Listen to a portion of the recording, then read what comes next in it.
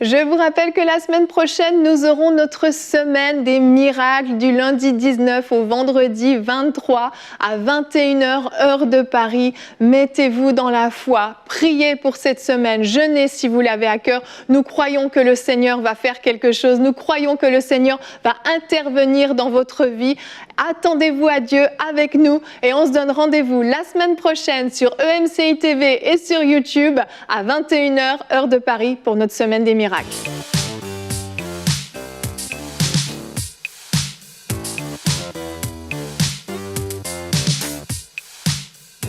Bonjour à tous, bienvenue sur le plateau de Bonjour chez vous pour cette dernière émission de la semaine et surtout de cette série dédiée spéciale fin des temps. On a parlé toute cette semaine du retour de Jésus, de tout ce qui va se passer. Et aujourd'hui, on pensait utile de pouvoir se rappeler que peut-être demain, il sera trop tard. Tant que nous sommes ici, tant que nous sommes vivants, tant que le Seigneur Jésus n'est pas revenu nous chercher, nous devons travailler et sans nous relâcher. Et on en parle aujourd'hui avec Frank et Jérémy. Hello messieurs. Hello Evelyne. Bonjour Evelyne. Aujourd'hui, on va parler donc d'un thème très très important. On ne sait ni l'heure ni le jour, on l'a vu cette semaine, mais ce qu'on sait, c'est qu'on est ici sur cette terre et nous devons persévérer, nous devons travailler. Ouais. Le Seigneur nous a confié des missions, a confié des appels à certains d'entre nous et nous devons foncer dans cet appel. Ouais. Et nous aurons aujourd'hui la rubrique C'est mon histoire avec le témoignage de l'évangéliste Mario Massicotte avec lequel on a été toute la semaine. Il nous partage aujourd'hui son témoignage de conversion, mais aussi comment cette passion pour la fin des temps est née. C'est une passion quand même un peu originale, hein, on va pas se le cacher, mais vous verrez que c'est le Saint-Esprit qui lui a communiqué cette passion. On découvrira son témoignage en deuxième partie d'émission, mais pour l'instant nous allons commencer avec persévérance et sans nous relâcher dans cette émission avec la pensée du jour.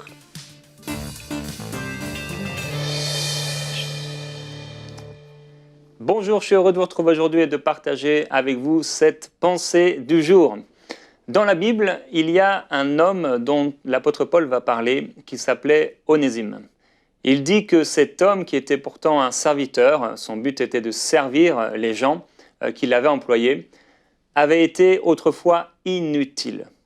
Il avait été employé pour être utile, mais il était inutile. Il n'était pas en train de répondre à ce pourquoi il avait été employé. Mais l'apôtre Paul, à un moment, va encourager son maître, son employeur, on va dire, à pouvoir le récupérer, l'utiliser, parce qu'il dit « mais maintenant, il m'est utile ». Et cet homme qui autrefois avait été inutile est devenu utile. Dans l'Église et dans le royaume de Dieu, il y a deux types de personnes. Il y a ceux qui sont utiles et qui ont comme objectif et comme but dans la vie de servir Dieu. Et il y a les autres. Les autres sont en fait des personnes qui sont des spectateurs. Ce sont des gens qui regardent les choses se passer devant eux. Ce sont les gens qui arrivent à l'église et qui n'ont rien fait pour que l'église, la réunion, puisse avoir lieu. Ce sont des gens qui sont constamment bénéficiaires de ce que les autres font et eux ne font, entre guillemets, jamais rien pour le royaume de Dieu. Malheureusement, ces personnes-là occupent la terre quelque part inutilement. Et aujourd'hui, j'aimerais vous encourager, non pas vous condamner, mais vous pousser à être un serviteur utile pour le Seigneur. Et la bonne nouvelle, c'est que on peut être comme Onésime et ne servir quelque part à rien pour le royaume de Dieu. On est là, Dieu nous bénit, peut-être on prie pour nos besoins, mais on est constamment dirigé vers nous-mêmes et vers notre propre vie. Et toutes nos prières accumulées, si on pouvait les mettre en une seule phrase, c'est « Seigneur, bénis-moi ». Si c'est votre cas, ça peut changer. Et l'Onésime, peut-être que vous étiez autrefois, peut devenir maintenant une personne utile pour le royaume de Dieu. Je voudrais vous encourager à faire cette prière devant le Seigneur. Seigneur, j'aimerais tellement pouvoir être utile pour ton royaume. S'il te plaît, illumine les yeux de mon cœur que je sache ce à quoi tu m'appelles. Et je voudrais vous encourager à dédier votre vie entière au Seigneur et à ce que vous puissiez avoir ce désir profond dans votre cœur d'accomplir la volonté de Dieu. Ce n'est pas le tout, parce que je sais que certains vous me diriez mais je prie pour savoir quelle est la volonté de Dieu, Dieu ne m'a pas parlé. Alors on peut prier et on peut prier avec persévérance pour connaître quelle est la femme, l'homme que nous allons épouser. Mais quand il s'agit d'accomplir la volonté de Dieu, où là, ce n'est pas quelque chose dont on va être entre guillemets bénéficiaire, en tout cas sur le coup, il est parfois plus difficile d'être persévérant. Mais je veux vous encourager à prier régulièrement. Seigneur, je veux faire ta volonté. Et une fois que vous avez capté quelque chose de la volonté de Dieu, la parole de Dieu dit tout ce que ta main trouve à faire, fais-le. La parole dit également qu'il est maudit celui qui fait l'œuvre de Dieu avec négligence. Vous avez été plantés sur la terre, dans le royaume de Dieu, comme Adam dans le jardin d'Éden, qui pourtant était dans la perfection. Le péché n'était pas encore arrivé, mais il était là pour travailler, cultiver et garder le jardin. Il travaillait dans la bénédiction. Et vous pouvez, vous aussi, travailler dans la bénédiction alors que vous avez rencontré le Seigneur Jésus-Christ. Dieu attend de votre part un travail effectif. Sachez que Dieu est un Dieu de responsabilité. Il est un Dieu qui attend de notre part que nous puissions travailler activement dans son royaume. Et il y a plein de paraboles dans les évangiles qui nous parlent de cela. Le Seigneur nous compare toujours le royaume de Dieu à un maître de maison ou à un employeur ou un patron d'entreprise qui est là et qui laisse à ses employés ou aux gens de la maison quelque chose à faire. Et aujourd'hui, Dieu vous appelle à faire quelque chose pour son royaume. Amen, amen. Et tu as parlé de persévérance dans ta pensée et souvent c'est ce qui manque en fait. On peut avoir un certain zèle au début, on débute quelque chose, on est motivé par quelque chose, on commence peut-être à aller témoigner dans les rues ou on commence une œuvre ou quelque chose et puis en fait on manque de persévérance et on s'arrête et très vite le diable vient justement nous accabler avec certaines pensées, tu vois, tu fais rien, tu portes pas de fruits, ça sert à rien ce que tu es en train de faire, ne continue pas et puis on se relâche.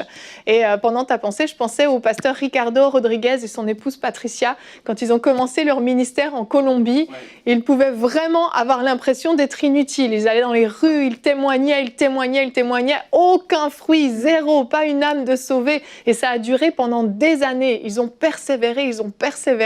Et aujourd'hui, leur ministère, c'est la plus grande église hispanophone au monde. Donc c'est grandiose au fond. Et c'est un ministère qui a persévéré, qui a voulu être utile, qui a voulu porter du fruit et qui a décidé de ne pas se relâcher malgré tout parce qu'il savait que les temps étaient courts et qu'il fallait amener le plus grand nombre d'âmes au Seigneur.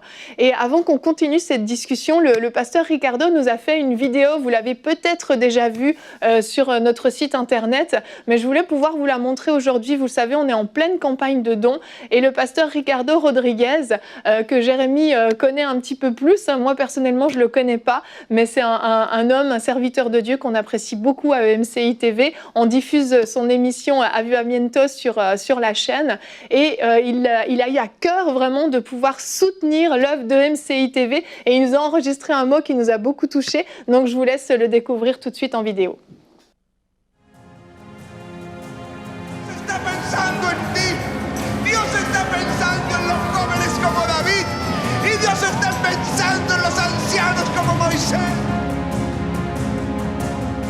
Te entregamos el control, te entregamos el señorío.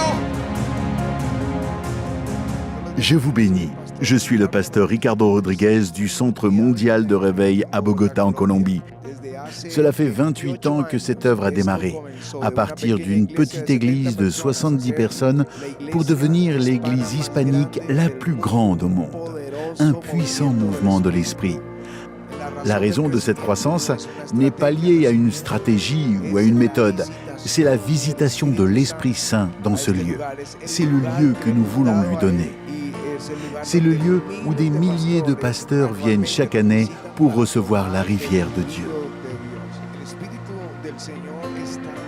L'Esprit du Seigneur est en train d'avancer depuis l'Amérique latine. Mais je sens que c'est onction. Je sens qu'il y a un vent frais pour le monde francophone. Je crois que cette langue fait partie des prochaines langues et dialectes que Dieu va toucher. La langue de l'Esprit qui sera parlée est le français. Ainsi, préparez-vous en Afrique, préparez-vous en France, préparez-vous au Canada, car nous sommes à la porte d'un grand déversement de l'Esprit Saint. Dans ces temps de pandémie, je crois qu'il faut que le monde apprenne une leçon, et spécialement l'Église. Nous ne pouvons pas avoir de limite. L'Église ne peut pas se limiter à un auditorium, même aussi grand que celui que le Seigneur nous a permis d'avoir à Bogota, en Colombie. Nous devons aller à travers la télévision, les réseaux, là où nous rejoignons déjà des millions de personnes lors de chaque réunion. Et je crois que EMCI TV joue un rôle extrêmement important dans cette époque de l'histoire.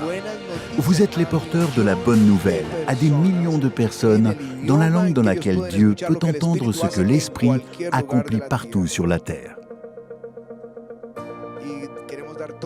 Nous voulons donner tout notre soutien à EMCI TV. C'est le canal chrétien de langue française le plus grand au monde. Ils rejoignent toute l'Afrique francophone, la France, le Canada, et ils apportent le message de l'évangile de Jésus-Christ.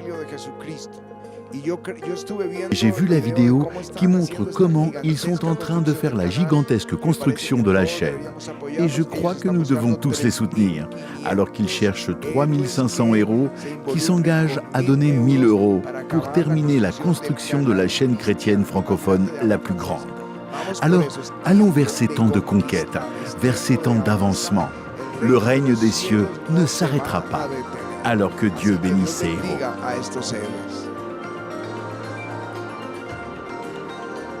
Dès maintenant, donnons pour achever la construction et équiper le centre EMCI. Pour faire votre don, rendez-vous sur emcitv.com/3500. Vous pouvez donner en une seule fois ou en plusieurs mensualités.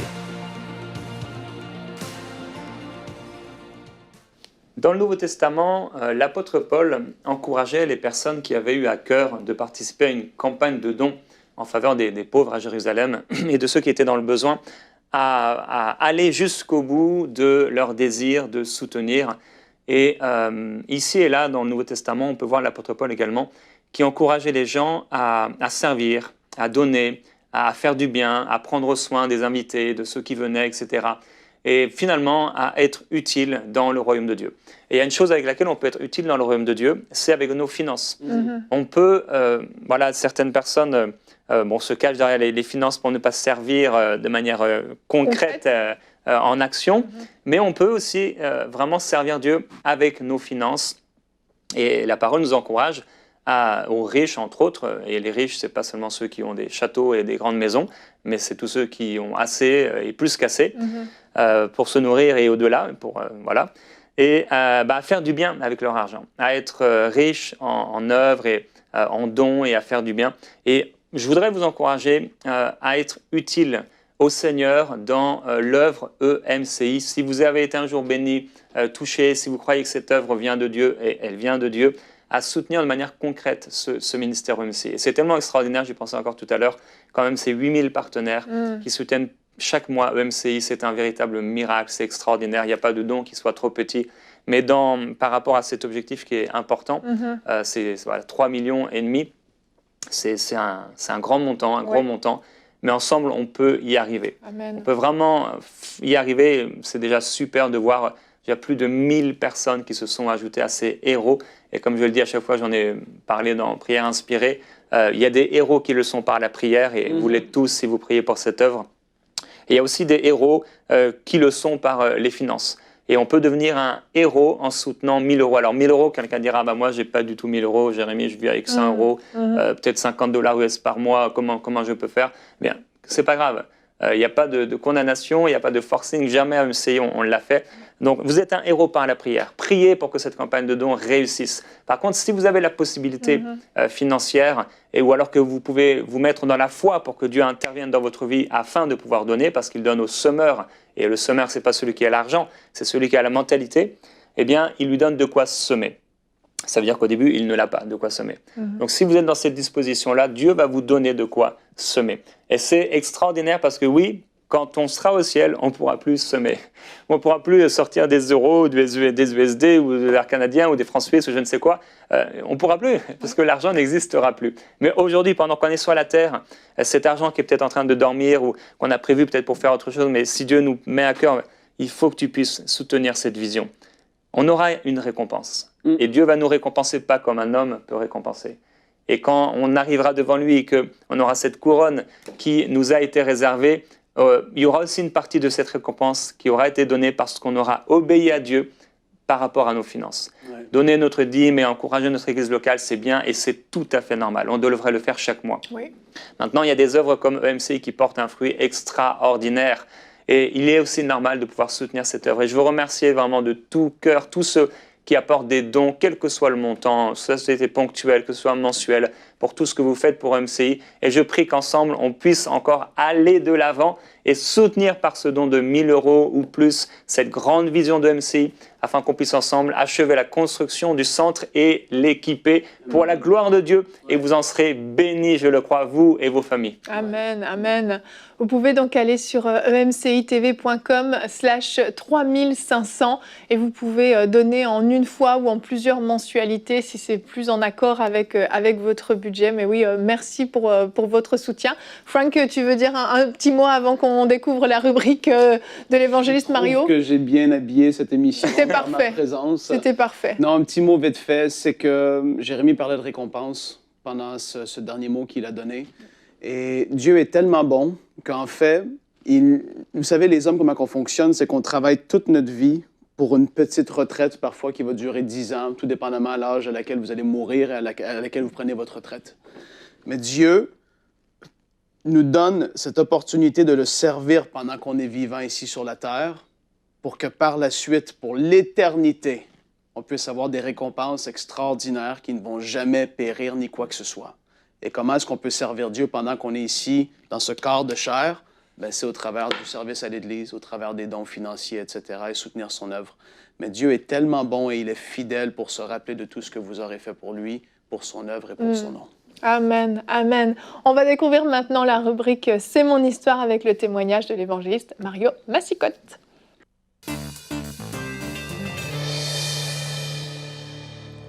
On se retrouve pour la rubrique « C'est mon histoire ». J'ai le grand plaisir aujourd'hui d'avoir avec moi l'évangéliste Mario Massicotte du ministère Pain de Vie. Bonjour Mario. Bonjour, quel privilège d'être avec vous. Le privilège est pleinement pour moi. Merci d'être ici, merci de répondre à cet appel pour la rubrique « C'est mon histoire ».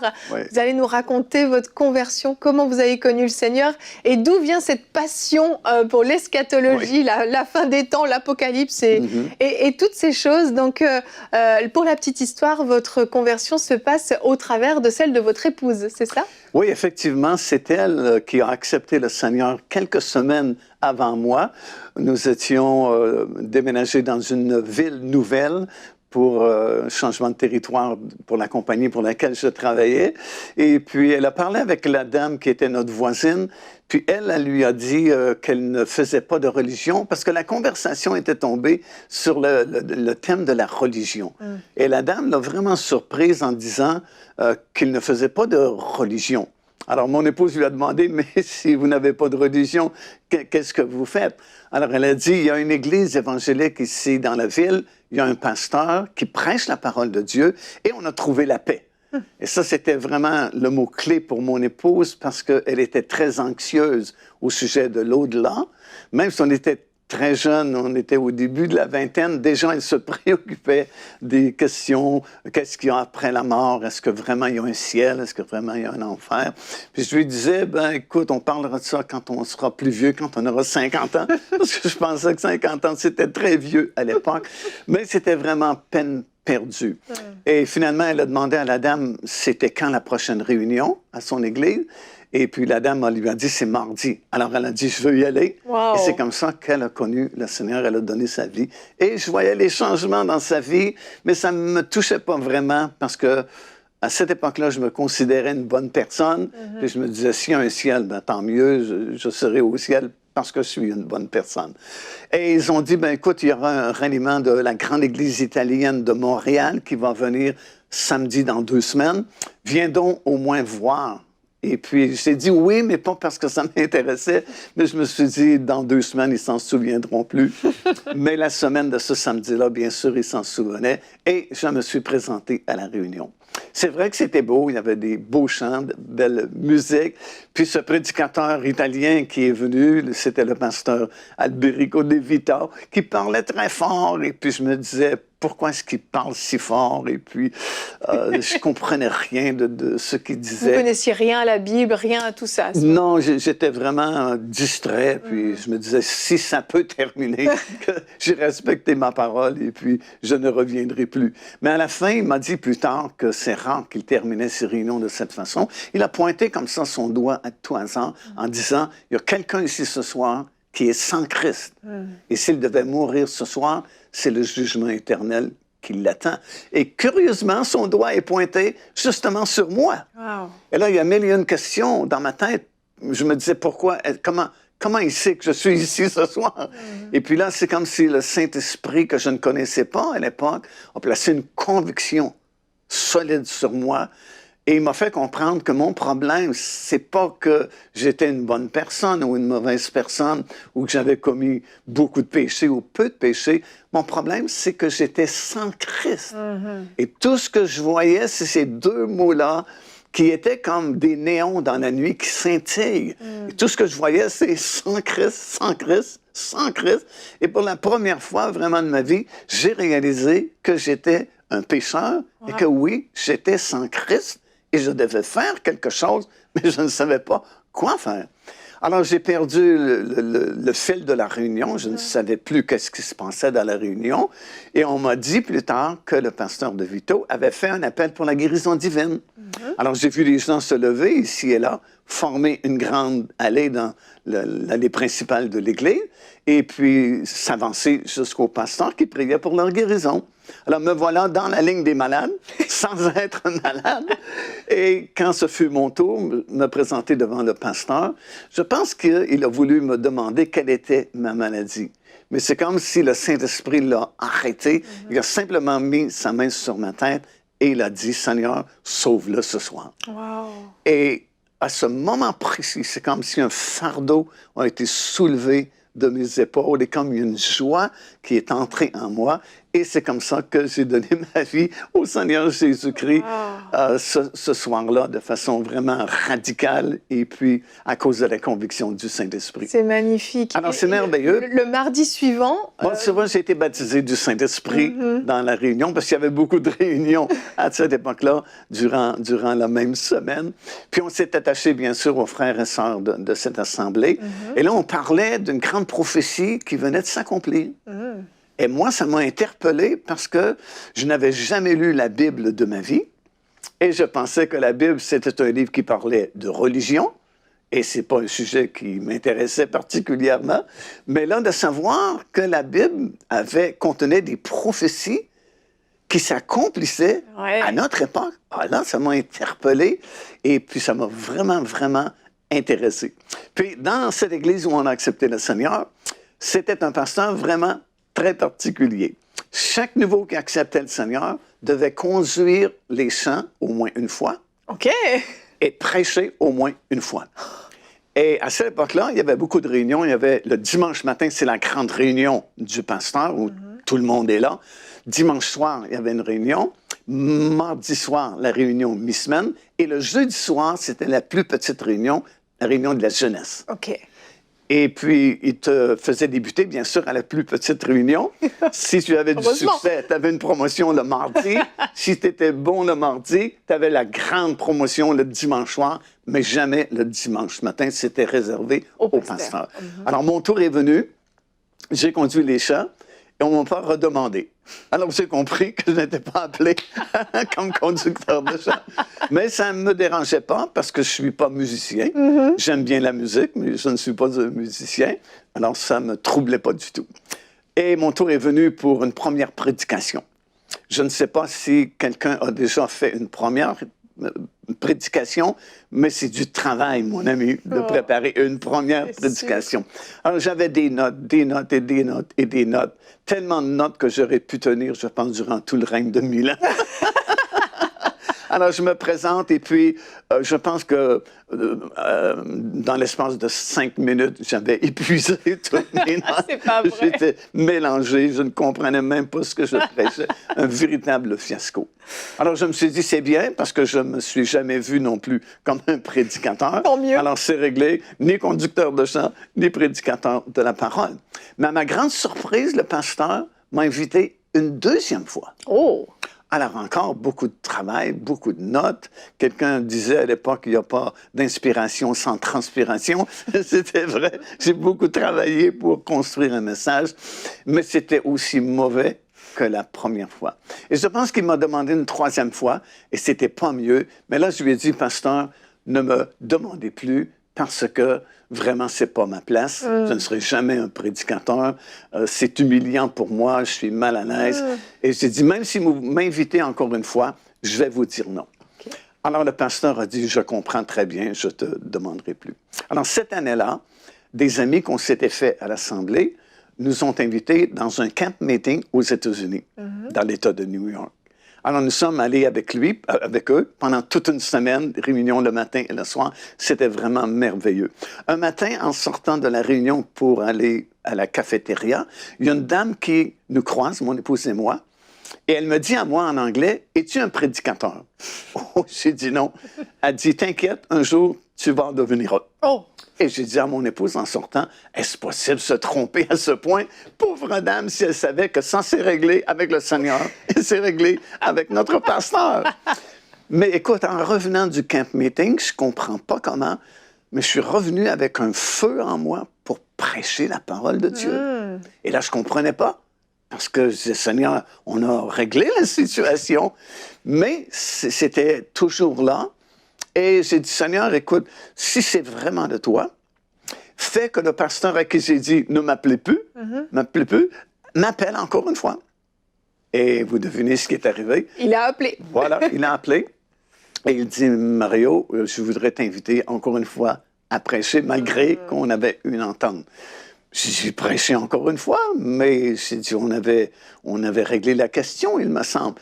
Et le pasteur de cette assemblée avait une grosse voix rauque. Il disait, mais c'est le Saint-Esprit. Wow! J'ai dit, alors là, si c'est le Saint-Esprit, qui suis-je pour m'opposer au Saint-Esprit? Oui. J'ai dit, d'accord, je vais faire un autre message. J'ai dit, pour quand voulez-vous que je prêche à nouveau? Alors, je m'attendais à ce qu'il me dise le jeudi prochain ou jeudi dans 2 semaines. C'était la plus petite réunion. Il me dit dimanche matin prochain. Oh! J'ai dit, mais dimanche matin, mais c'est votre réunion, pasteur. Il dit, c'est ce que le Saint-Esprit a dit. Oh! Alors, écoute, si j'avais de la difficulté le jeudi soir, j'étais terrifié de prêcher le dimanche matin. Écoute, c'est la grande réunion. Alors, je prépare note, et puis je me présente. Et à cette époque-là, les invités étaient assis sur la plateforme. Et je voyais toute cette foule qui me regardait.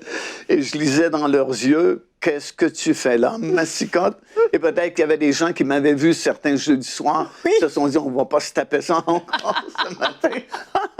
Alors je me suis dit, Seigneur, il faut que ça fonctionne, il faut que ce soit bon.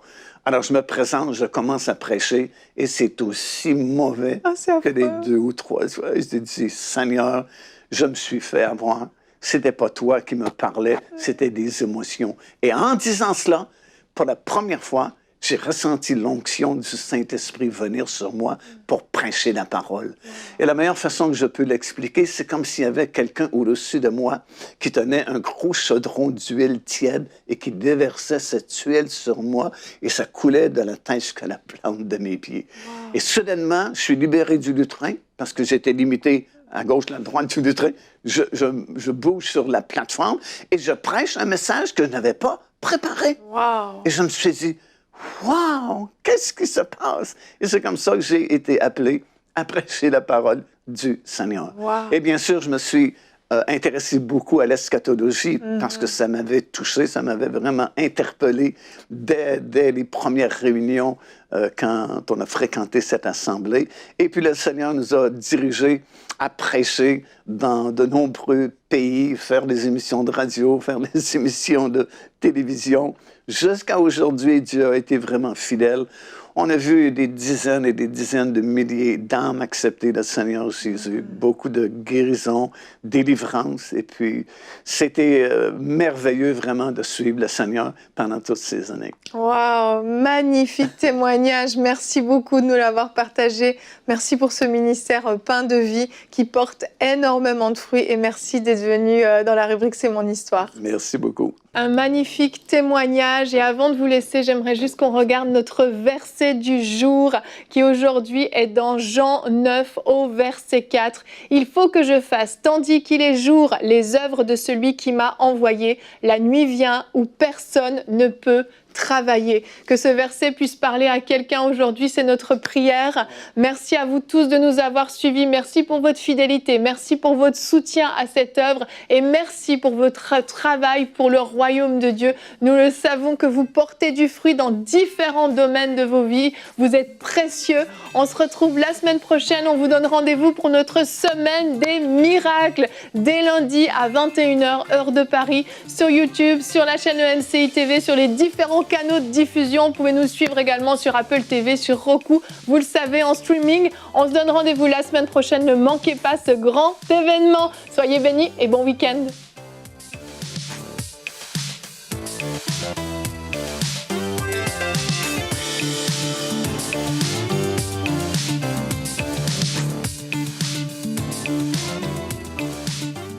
Dès maintenant, donnons pour achever la construction et équiper le centre EMCI. Pour faire votre don, rendez-vous sur emcitv.com/3500. Vous pouvez donner en une seule fois ou en plusieurs mensualités.